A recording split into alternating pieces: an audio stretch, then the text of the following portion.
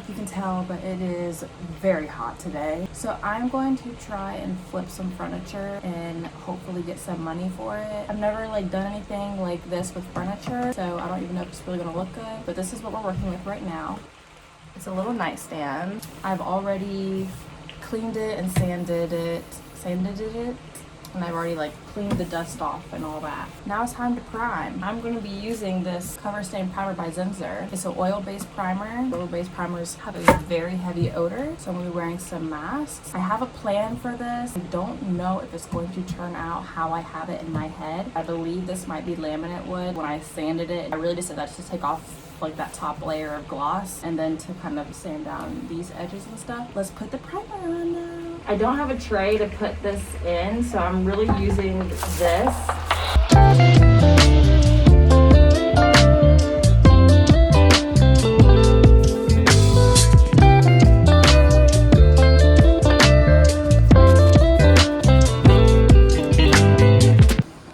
Okay, it's hot. I'm using a brush to get into the little crevices I can't reach. Oh my god, it's like going in my eye. My lizard friend. Okay, I'm keeping an eye on this lizard over here. So it is a few hours later. The primer, oh my god. Is it bad if I just, the primer is literally looking at me. Sorry, it's like, what is it about to do? I'm really nervous.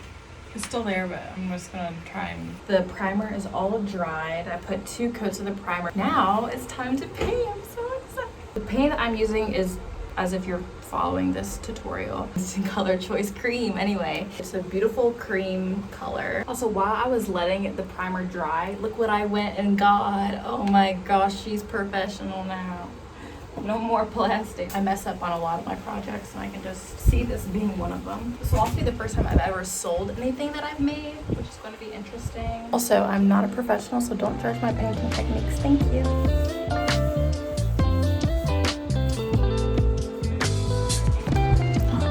Almost dropped my phone in the paint.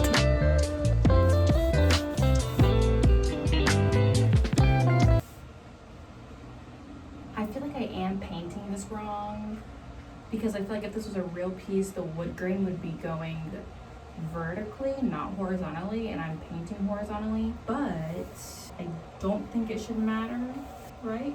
So this is how it looks after 1 coat. So while I let that dry, here comes the most difficult part. I have these long slaps of wood. While I have that, you know what I don't have? I don't have a miter saw. What do I have? I have a hand saw. It's gonna be like a border around the drawer. This would not be a difficult task if I was just cutting it like straight across. But the thing is, I'm going to try and do like an angled cut type of thing. Doing angled cuts is really hard to do anyways, but like, especially with a hand saw, I'm really nervous.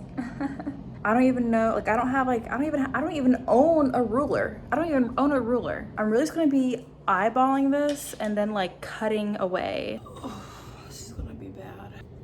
You're probably sitting there and like, oh, I know a much better way to do this, but I don't, so please do not judge. It's stuff like this that gets me really excited to have my own house because of all the possibilities that I can achieve. But right now we're just doing what we can, okay?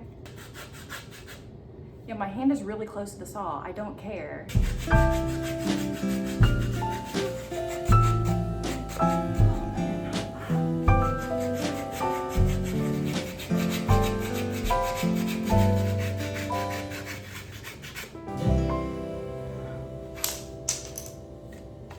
There we go, baby. So easy, right? My fingers are stuck from like holding it. That's how hard I was gripping it. So I'm going to take this piece that fell off and trace it so I do the same cut. I'm gonna get to work. I'll get back to you soon. It is several hours later. I had some technical difficulties with my saw. The blade came off. I looked everywhere for fine raffia cloth. That's what I wanted. Apparently they only sell them in like cane supply store. Is anyone still watching? Anyways, I don't care if you don't care. This is mostly for me to look back on. They only sell that type of stuff at cane supply stores, which there are like none of those stores around me. So I found the next best thing, which is this burlap fabric. Like it's a perfect dupe for the raffia cloth. I'm gonna do 2 sheets, I think, right? I want to give it that taut, sturdy effect, and I feel like if I use Mod Podge, that's my best bet. Does Mod Podge expire? Because it stinks. I'm just gonna apply Mod Podge all over. Okay, so I have the middle cut out. For the handle, now I'm going to apply Mod Podge on top of this to get ready for my second layer.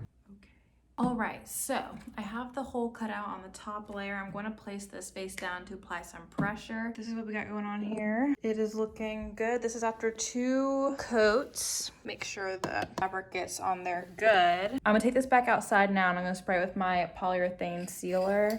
This is in clear satin. I painted my little pieces. I'm gonna fix this. I don't really love the color. So I have some Rough and Buff and I'm gonna try and just use my finger.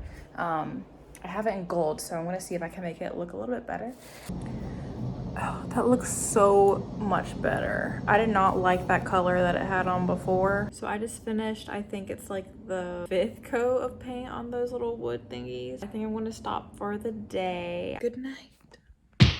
Good morning. I'm almost done. I applied the border on my drawer and I kept it like this overnight. Right.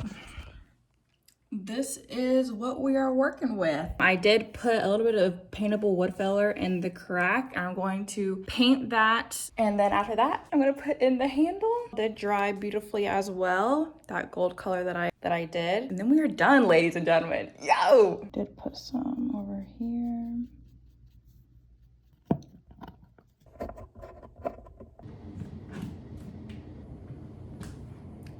I mean, this is the final product. I feel guilty charging someone for that, you know? I don't know. My first time flipping furniture. I thought it was fun. It was a lot of work. I'm sore today. Bending over and painting. We'll see if I can make a business out of this. Probably not. You're probably watching and like, please don't make a business out of it. Like, it looks good, but is it functional? No, not really, no. Anyways, bye.